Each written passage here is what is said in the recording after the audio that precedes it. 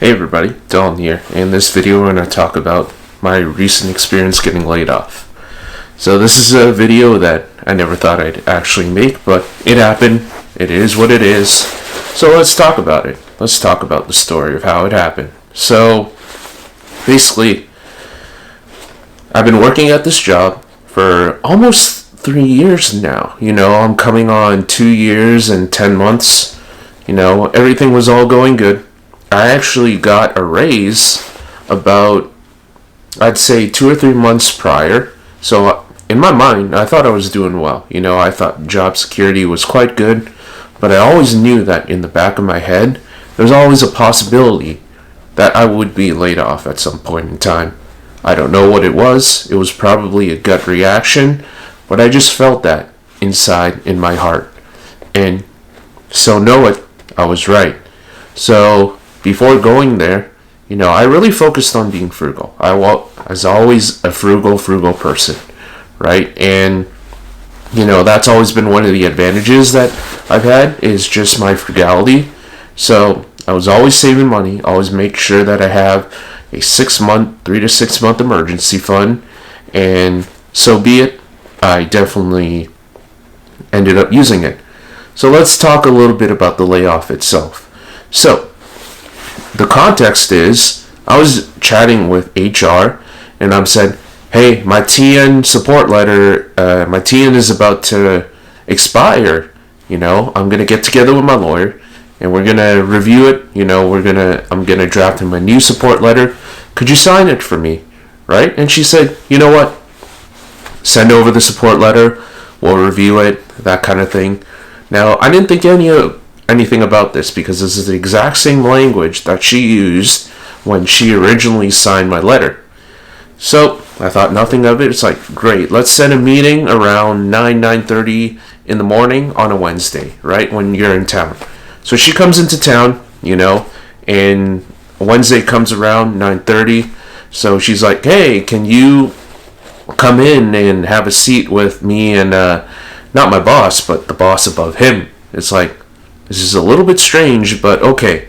So I walk into the office, and she basically tells me, we're not going to sign your support letter. We're actually going to lay you off. Here is your severance. Here is all the details. Can you sign here? Now, during that period of time, I'm like, damn, that was unexpected, right? And I wasn't thinking of, how can I survive? What's my next job? I was thinking, my visa expires in 9 days, and I don't know what I'm going to do about that. Do I have to uproot my life? Do I have to move ASAP? How am I going to deal with all the possessions that I have here? Because I have monitors, I have like little guitars and stuff like that, my car. All those different type of toys that I bought over the session, do I have to sell it all in 9 days and go back up to Canada, right? That was one of the questions I had. Because I was very financially responsible, I wasn't that concerned about the money necessarily, so there was a good thing, right? But overall, basically, we walked out of the office, I had the paperwork with me, she told me, get all your stuff, put it in a box, and get out, basically. So I did that. I didn't put any consideration to it. I'm like, fine, this is the process. This is what I had to do. I went home, and actually the first thing I did was I reached out to my family, let them know that I was laid off. And then the next step I did was I reached out to all my network to get my next job, right? So talk with a bunch of people, say, hey, I got laid off, can anybody refer me a job, right? So a lot of people have compassion for that, so we'll see where it goes from there. But depending on which, I don't know how much time I'll need to process here and there. But you know what, I just wanted to share my experience here. And if I were to give you guys advice, for those of you who are still gainfully employed, I would recommend this: live below your means. You might, just because you get a raise, just because you get positive feedback at work, doesn't necessarily mean that your job is safe. One of the things that I got out of this is no job is ever safe. So never, ever, ever rely on your employer. You always need to fix what's in your control and work on that, right? And what's in your control is to save money, to live below your means, and make sure you always have a fully funded emergency fund. And I am really glad that I did that, because for the most part I'm totally fine.